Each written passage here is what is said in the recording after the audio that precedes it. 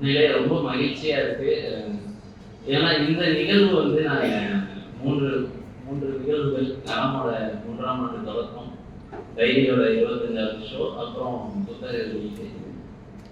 இந்த நிகழ்வுல இவ்வளோ பேர் வந்து வந்திருந்தது, எங்களுடைய அழைப்பு பேசும்போது உடனே சரி கண்டிப்பாக வந்துடுறோம் இந்த நேரம் இந்த நாள், அதை மட்டும் நான் அங்கேயமாக சொல்லும்போது எனக்கு மெசேஜ் போட்டாங்க. நான் டைரியில் புரிச்சிட்டேன், அதாவது வாழ்த்துறைக்கு நான் கேட்கும் போதே நான் நிகழ்வுக்கு வந்துடுவேன், வாழ்த்துறை மட்டும் வர முடியாது அப்படின்னாங்க. அப்போது நம்மளுடைய நிகழ்வுக்கு அதுக்கான நம்பிக்கையுடன் நம்ம மேல இருக்கிற ஒரு அன்புடன் இவ்வளவு பேர் வராங்க அப்படின்றது எங்களுடைய பயணத்துல நாங்க அடைஞ்ச ஒரு மிகப்பெரிய வெகுமதியா தான் நினைக்கிறோம். அதுக்கு உங்க எல்லாருக்கும் நான் முதல்ல நன்றி சொல்லியிருக்கேன். அன்பரசி நிறைய நன்றி சொல்லிட்டாங்க, அதனால நான் அந்த பயணத்தை மட்டும் நான் சுருக்கமா சொல்லியிருக்கேன். அப்ப நாடகங்கள் அதேதான், எலியா ராஜேந்திரையா அப்படி தொடர்ந்தது தான். அப்போ போதே யோசிச்சிருந்தோம், நாடகம் நம்ம தொடர்ந்து பண்ணணும், நம்மளால முடிஞ்சதை நம்ம பண்ணணும் அப்படின்னு யோசிக்கும் போது நான் படித்த தொடக்க பள்ளியில், எங்கள் ஊரில் இருக்கிற தொடக்க பள்ளியில் நம்ம வழக்கமாக எப்பயாவது ஊருக்கு போனால் குழந்தைங்களோட பேசுறது, விளையாடுறது, இந்த மாதிரியான செயல்கள் இருக்கும். அப்போ என்னுடைய பள்ளியில் ஒரு ஆண்டு விழா நடக்குது, அதுக்கான நிகழ்ச்சிகளை நம்ம செய்யலாம் அப்படின்ற முடிவு வரும்போது தான் முதல்ல எனக்கு தேன் மிட்டாய் கதை ரொம்ப பிடிச்ச கதை வீரநந்தனோட. அப்போ அதை ஒரு நாடகம் ஆகணும்னு யோசிச்சுட்டே இருக்கும்போது எனக்கு அந்த வாய்ப்பு கிடைச்சிச்சு. அப்போ அங்கே அதை நாடகமாக்கி அந்த ஆண்டு விழாவை நிகழ்த்தணும். அப்போ அப்படியான நாடகம் நிகழ்த்தப்பட்ட முதல் ஆண்டு விழா அதுதான் எங்கள் ஊரில். அது கொடுத்த வரவேற்பு, அது மக்கள்கிட்ட பேசினதாக இருக்கட்டும், குழந்தைகள் தேர்ந்து வந்த விஷயங்களா இருக்கட்டும், அது கொடுத்த ஒரு பெரிய நம்பிக்கை. அப்போ அந்த நாடகம் பிரதியாகவும் நான் வச்சிருக்கேன். அதே நாடகம் அடுத்த முறை அன்பரசி இன்னொரு இடத்துல நிகழ்த்தினாங்க. அங்கிருந்து தொடங்கும் பொழுது இப்போ அந்த நாள் தான் நாளைக்கு, அதாவது 21ஆம் தேதி தான் முதல் நாடகம் நிகழ்த்தினோம். நாளைக்கு திங்கட்கிழமைன்றதுனால ஞாயிற்றுக்கிழமையே இந்த கொண்டாட்டத்தை வச்சுக்கலாம்னு முடிவு பண்ணோம். அதுக்கப்புறமா தான் சிந்தாமணி செல்வியின் டைரிங்கிற நாடகம். இந்த நாடகம் இது கரெக்டாக 2 ஆண்டுகள், அடுத்து மே மாதம் வந்துச்சுன்னா சரியா 2 ஆண்டுகள். அதுக்கு மிக முக்கியமான காரணம் இனியன் இருக்காரு. அதுக்கும் மிக முக்கியமான காரணம் இந்த டைரிங்கிற புத்தகத்தை எழுதின ஆசிரியர் அருள்மொழி. அவங்களுக்கு தான் நம்ம முதல் நன்றி சொல்லணும். அவங்க இப்போ அமெரிக்காவில் இருக்காங்க. அவங்க ஒரு தடவை மட்டும்தான் அந்த நாடகத்தை பார்த்துருக்காங்க. நம்ம கடமையில் நிகழ்த்தும் போது ஒரு தடவை வந்து பார்த்தாங்க. அவங்களுக்கும் நன்றி. இதுக்கு அடுத்து கயிறுங்கிற கதையையும் வந்து நாடகமாக பண்ணியிருக்கோம். அது திருவண்ணாமலையில் இருக்கிற மருதங்கிற பண்ணை பள்ளியில். அங்கே நாடக பயிற்சி கொடுத்து நாடகம் நிகழ்த்துறதுக்கு முக்கிய காரணம் வந்து மங்கையம்மா தான். ஸோ அந்த இடத்துல இப்படி ஒரு நடக்கணும் கேட்குறாங்கன்னும் போது என்கிட்ட சொன்னாங்க, நம்மளால முடிஞ்சதை செய்யலாம். அங்கே டைரி நாடகமும் போட்டோம், அந்த குழந்தைங்களுக்கு ஒரு பயிற்சி கொடுத்து கயிறு கதையை நாடகம் ஆக்கணும். இப்போ அந்த கயிறு கதையை இன்னொரு இடத்துல மறுபடியும் நாடகம் ஆக்கலான்னு கவிஞர் தம்பி கேட்டிருக்காரு. ஸோ அது அடுத்தும் தொடரும். இப்படி இந்த முயற்சிகள் தொடர்றதுக்கான ஏதோ ஒரு சிந்தனை, ஏதோ ஒரு சப்போர்ட் எங்களுக்கு இருந்துகிட்டே இருக்குதுன்றது ரொம்ப மகிழ்ச்சியா இருக்கு. அதுதான் ரொம்ப முக்கியமா இருக்குன்னு நினைக்கிறேன். நான் இந்த டைரி 25 நிகழ்வு நிகழ்ந்தது மட்டும் நான் வரிசையா சொல்லியிருக்கேன். முதல் நிகழ்வு சொன்னது நம்ம இங்கே பல்லாங்குழியோட புத்தக பேச்சு நிகழ்வு. அடுத்து அதுக்கும் முன்னாடி ஆக்சுவலா வந்து நாங்கள் பயிற்சி பண்ணிட்டு நாடகம் உருவாக்கிட்டோம். இது எப்படி இருக்குதுன்றத வந்து பார்த்து சொல்றதுக்கு நமக்கு ஆட்கள் வேணும். ஏன்னா நானும் அன்பரசியும் உருவாக்கணும். இதுல கூட இருந்தவர் ரொம்ப முக்கியமான பணிகள் செஞ்சவர் மாணிக் சுப்பிரமணியன். அவர் இன்னைக்கு வர முடியல. அவர் ஒரு மிகப்பெரிய நாடக செயல்பாட்டாளராக இருந்துட்டு இருக்காரு.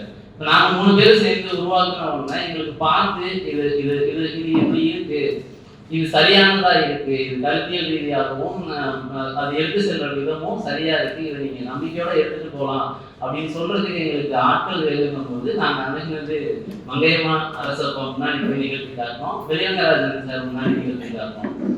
அப்போ அரசப்பா ஒரு டைரி கொடுத்தாங்க. நாடகம் பார்த்தோன்னா அன்புக்கு ஒரு டைரி கொடுத்தாங்க. அதுலதான் இப்போ வரைக்கும் நடனோட பணிகள் எங்க நடந்துச்சு, எப்போ நடந்துச்சு, என்ன அதுல இருந்து கிடைச்சிச்சுன்றதெல்லாம் குறிச்சு வச்சுட்டு இருக்கோம். அதே மாதிரி மங்கையம்மா கூட சொன்ன ஒரு வார்த்தை, நீங்க வந்து இந்த நாடகம் ரொம்ப நல்லா இருக்கு, நீங்க தைரியமா பேசுங்க, தைரியமா எடுத்துட்டு போங்கன்னு சொன்னாங்க. அப்ப அந்த நம்பிக்கை, அந்த புள்ளி தான் இன்னைக்கு 25வது நிகழ்வா வந்திருக்கு அப்படின்றது ரொம்ப மகிழ்ச்சியா இருக்கு. இன்னொன்னு அந்த கல்மரம் அப்படின்னு சொல்லப்படக்கூடிய அரசப்பா மங்கையம்மாவோட இல்லத்துல எங்களுடைய நாடகம் ஒரு முறை நிகழ்த்தப்பட்டிருக்கு அப்படின்றதே எங்களுக்கு ஒரு பெரிய பெருமை தான். அந்த இல்லத்தை பார்த்தவர்களுக்கு தான் அதன் அருமை புரியும். அடுத்து சென்னை தியேட்டர் அகாடமி. அங்க வந்து நாங்க 3 ஷோஸ் போட்டிருக்கோம். ஸோ ரெஜின் அவருடைய மிகப்பெரிய ஆதரவு இருந்துச்சு. கூகை திரைப்பட இயக்கத்துல ஒரு ஷோ போட்டிருக்கோம். ஆசிரியர்களுக்கான கலை நிகழ்ச்சி கொண்டாட்டம், அது ஏற்பாடு செய்தவர் இனியன் அண்ணன். அப்போ ஆசிரியர்கள் மத்தியில அவங்களுக்கான ஒரு பயிற்சி, முழு நாள் பயிற்சி நடக்குது. அதனுடைய நிறைவா இந்த நாடகம் நிகழ்த்தப்படுது அப்படிங்கும்போது அதனுடைய ஆழமும் அதனுடைய தேவையும் எங்களுக்கு இன்னும் அதிகமா புரிஞ்சு. அந்த வகையில இனியன் அண்ணனுக்கு நன்றி சொல்லிக்கிட்டே இருக்கலாம். கூத்துப்பட்டறை சென்னையில 2 காட்சிகள் நிகழ்த்தினோம். யாழ் அரங்கத்துல 3 காட்சிகள் நிகழ்த்தினோம். அது ஒரே நாள்ல 2 காட்சி, அடுத்த நாள் ஒரு காட்சி. புதுமை இலக்கிய திறந்தல் பெரியார் திடல்ல ஒரு காட்சி நிகழ்த்தினோம். தியேட்டர் லைட் அப்படின்றது இங்க வடபழனியில் இருக்கக்கூடிய ஒரு ஆக்டிங் இன்ஸ்டியூட், அங்க ஒரு காட்சி நிகழ்த்தினோம். அப்புறம் வானவில் பள்ளி நாகப்பட்டினம், அதுக்கடுத்து ஈரோடு நாடக கொட்டகை. இந்த 2 இடங்கள்லையும் நிகழ்த்துறதுக்கும் முக்கிய காரணம் மங்கையம்மா. அவங்க நாங்க வந்து அந்த அம்மா சொன்ன அந்த உள்ளூரம் நாடக பயணத்துல நாங்க இணைஞ்சு போகும்போது அங்க இருக்கிற இன்னொரு இடத்துல இந்த நாடகம் நிகழ்த்துறதுக்கான ஒரு வாய்ப்பு கிடைக்குது. அப்போ ஒரே நாள்ல 2 நாடகங்கள் 2 இடங்கள்ல நிகழ்த்தப்படுது. அதுக்கு ஒரு காரணமா மங்கையம்மாள் இருக்காங்கன்றது ரொம்ப மகிழ்ச்சிமா. அதுக்கு அடுத்தது கடமை அறக்கட்டளை தந்தையார்பேட்டையில இருக்குது. அங்கதான் எழுத்தாளர் அருள்மொழி முதல் தடவையா இந்த நாடகத்தை பார்த்தாங்க. அந்த நிகழ்வோட பெரிய சிறப்பு என்னன்னா, பெண் குழந்தைகள், அவங்களுடைய அம்மாக்கள், அவங்களுடைய அம்மா வயதுடையவர்கள், 3 ஜெனரேஷன் பெண்கள் அந்த அரங்கத்துல நிறைஞ்சிருந்தாங்க. அந்த நாடகத்துக்கு அப்புறம் அவங்களுக்குள்ள நடத்த உரையாடல்கள் என்பது இந்த நாடகம் யார்கிட்ட போய் சேரணும், யாரை பேச வைக்கணும், யார்கிட்ட இருந்தது வெளிப்படணும் அப்படின்றது நோக்கத்தை சரியான எடுத்துட்டு போகுது அப்படின்றதுக்கான ஒரு ஆதாரமா இருக்குது. அதுதான் அருள்மொழி அவருடைய வாக்குரையிலையும் சொல்லியிருக்காங்க. மருதம் பண்ணை பள்ளி திருவண்ணாமலை, அதை நான் சொல்லியிருந்தேன். அடுத்தது வந்து எங்களுக்கு இதுவரைக்குமானது எல்லாம் பெரும்பாலும் வந்து உள்ள அரங்கங்கள் தான். இந்த மாதிரியான ஒரு 4 சுவர்களுக்குள்ள ஒரு அந்த கூட்டம் எவ்வளவு வேணா இருக்கலாம், ஆனா அந்த அரங்கம் உள்ள அரங்கம். முதல் தடவையா இது ஒரு வெளிப்படையான அரங்கத்துல, ஒரு திறந்தவெளி அரங்கத்துல நிகழ்த்தினது தமிழ்நாடு முற்போக்கு எழுத்தாளர்கள் கலைஞர்கள் சங்கத்தோட கலை இலக்கிய இரவு எங்கன்னா திருவண்ணாமலையில நடந்ததுல. அதுல அன்பரசிக்கு ஒரு பெரிய டவுட் இருக்கு. ஒரு க்ளோஸ்டு ஆடியன்ஸை நம்மளால வந்து ஈஸியா கவர் பண்ணிடலாம்னா அவங்களுக்கு சொல்ல வர்றதை நம்மளால புரிய வச்சிடலாம்.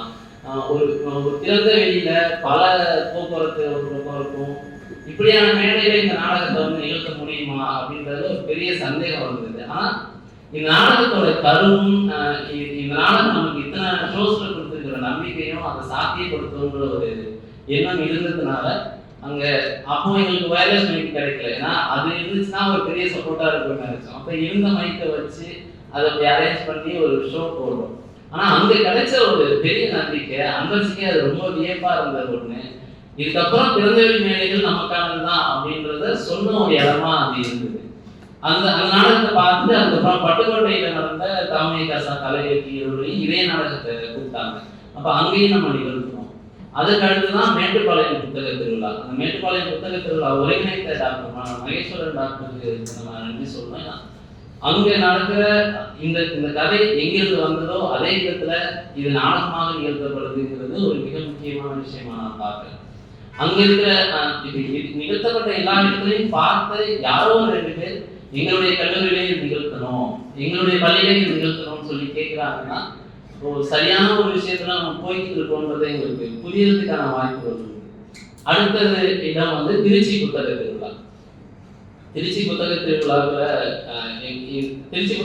இந்த நாடகம் நிகழ்த்துறதுக்கான ஒருங்கிணைப்பு செய்த தோழர் வந்து நந்தலாலா தோழர் தான். அவருடைய இழப்பு எல்லோருக்குமே பெரிய வருத்தம் கொடுக்குறதா தான் எங்களுக்கும் இருந்தது. ஏன்னா அந்த திருச்சி புத்தக திருவிழா வந்து ஒரு பெரிய அனுபவம். விஷ்ணுபுரம் சொல்லணும்னா அந்த திருச்சி புத்தக திருவிழா இருந்தாங்க. நாங்கள் எல்லாரும் ஒன்றா போனோம். ஒரு மிகப்பெரிய அரங்கம், மிகப்பெரிய நிகழ்வு, ஒரு அதிகமான எண்ணிக்கையிலான பார்வையாளர்கள் எல்லாரும் எங்க நின்னாங்களோ அங்கேயே நின்று ஒரு 1/2 மணி நேரம் நாடகம் பார்த்தாங்க. அது கூட முக்கியமா அந்த நாடகம் பார்த்ததுக்கு பிறகு ஒரு அம்மா அன்பரசிட்ட ஒரு 1/2 மணி நேரம் நின்று பேசிக்கிட்டு இருக்காங்க. அவங்க என்ன பேசுறாங்கன்னு எனக்கு தெரியாது, ஆனா அவங்களுக்கும் அன்பரசிக்கிட்ட ஒரு 1/2 மணி நேரம் நின்று பேசுறதுக்கான ஏதோ ஒன்று இந்த நாடகம் உருவாக்கி இருக்கு அப்படின்றதும் அங்க புரிஞ்சு. அதற்கு அடுத்தது நீதிமணியப்பா இருக்காங்க, வேலூர் தமிழ் கனவு அவங்க நடத்தின அருள்மொழி அம்மாவோட திராவிட போராளிகள் 100 அறிமுக விழாவில் இந்த நாடகம் நிகழ்த்தப்பட்டது. அடுத்ததுதான் தமிழ் திருவிழா. இந்த நிகழ்வுக்கு முன்னாடி பிஷப் கல்லூரியில் நடந்த தமிழ் திருவிழாவில் நிகழ்த்தினோம். அப்போ இது இந்த இத்தனை காட்சிகளிலும் குழந்தைகள் இருந்தாங்க, கல்லூரி மாணவர்கள் இருந்தாங்க, பெரியவர்கள் வயதானவர்கள் இருந்தாங்க. எல்லா வகையான ஆடியன்ஸும் இந்த காட்சியில் இருந்தாங்க. எல்லோருமே இதை கொண்டாடினாங்க. எல்லாரும் பல பேர் இதை திட்டினாங்க. அதுல ரொம்ப குறிப்பா சொல்லணும்னா கடைசியா திருச்சி விசவி கொள்ள போட்டப்போ ஒரு பேராசிரியர் வந்து கிட்டத்தட்ட சண்டைக்கு வந்துட்டாங்க. அது எதுக்காகனா அம்மா தன்னோட வெறுப்பையும் சோத்துலதான் காட்டுவாருன்றத யாருமே படம் எடுக்கலன்னு தோணுங்கும் போது எல்லா கல்லூரி மாணவர்களும் கை தட்டினாங்க. அதை பார்த்து அந்த அம்மா அந்த பேராசிரியர் எங்ககிட்ட கேட்டது என்னன்னா, நீங்க இதை வந்து ஏற்றுக்கிறீங்களா, நீங்க எப்படி இதை வைக்கிறீங்க, இதுக்கு எல்லாரும் கை தட்டுறாங்கன்றதை என்னால புரிஞ்சுக்கவே முடியலன்னாங்க. அப்போ எங்களுக்கு என்ன புரிஞ்சிச்சுன்னா, அப்போ புரிஞ்சுக்க வேண்டிய இடத்துல யார் இருக்கா, யார் அதை புரிஞ்சுக்கணும் அப்படின்ற ஒரு கேள்வி வந்து ஒரு நிமிஷம் பேசியிருந்தோம்னா சண்டை போட்டுருப்பாங்க. அப்போ ஒருங்கிணைந்த பாலின் பேராசிரியர் தான் அவங்கள பேசி இது பண்ணாங்க. இப்படி எல்லா விதமான எமோஷன்ஸையும் கிரியேட் பண்ண ஒரு நாடகமா இது இருந்திருக்குதுன்றது ரொம்ப பெரிய மகிழ்ச்சி. இதனுடைய கொண்டாட்டத்துல இவ்வளவு பேர் இருந்திருக்கீங்க. இந்த நிகழ்வு சிறப்பு அழைப்பாளர்களாக அந்த ஒருத்தருக்கும் நன்றி சொல்றதுக்கு ஒரு பெரிய கதைகள் இருக்கு. மருதப்பா வந்திருக்காங்க. மருதப்பா வந்து இப்போ இங்கே நான் அன்பரசு சென்னை வந்த பிறகு அவங்க ஏற்படுத்தின ஒரு நட்பு வட்டம், இனி என்ன வெளியே என்ன அங்கிருந்து உருவானது, அப்புறம் மங்கைமா உருவான பயணம் அங்கிருந்து உருவானது. இப்படி இனியன் மூலயமா மருதப்பாவும் தெரியும், மங்கைமா மூலியமாவும் எனக்கு மருதப்பா அறிமுகம். ஆனா எனக்கு மருந்துன்ற அந்த பேர் முதல்ல அறிமுகமானது என்னுடைய பள்ளி காலத்துல. எங்க வீட்டுல வந்து முரசொலியும் வாங்குவாங்க, விடுதலையும் வாங்குவாங்க, திமுகவோட பொங்கல் மலரும் வாங்குவாங்க. அதுல இருக்கிற அந்த ஓவியங்கள், அதுல இருக்கிற மருதுன்ற பேரு என்னை அப்பையிலேருந்தே ஈர்த்த ஒரு பேரு. நானும் கொஞ்சம் வரைகிறேன். அதனால அப்படியான ஒரு உணர்வை கிரியேட் பண்ற இடத்துல மருதப்பாய் வந்திருக்குதுன்றது ஒரு பெரிய ஃபேன் பாய் மூமெண்ட் சொல்லலாம்.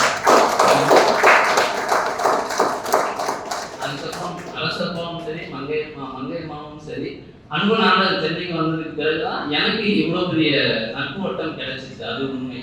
நாங்கள் தஞ்சாவூர் இருக்கும்போது எங்க ஐயாக்கள் பெற்றினாங்க, இப்படி ஒரு பெரிய நட்பு வட்டம் இருந்தது. பேராசிரியர்கள் நட்பு வட்டமா இருந்தாங்கன்ற ஒரு நம்பிக்கை, அதிலிருந்து கிடைத்த அனுபவங்கள், அங்கிருந்து அனுபவம் வந்ததுக்கு அப்புறம் இங்கே அதே மாதிரியான ஒரு வட்டம் உருவாச்சு.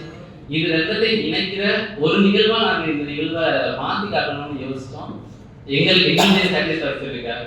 அது உங்க எல்லாருடைய ஆதரவுலையும் நடந்திருக்குதுன்றது ரொம்ப மகிழ்ச்சி. இதுல இன்னைக்கு இந்த நிகழ்வு வர முடியாத ஒரு நபர் எங்களுடைய ஐயா சொன்ன அந்த எங்களுடைய காட்சி தொடர்பியல் துறை தலைவராக இருந்த தமிழ்தாசன், அவர் பேரு ஃபாதர் ஆரோக்கியதாஸ்.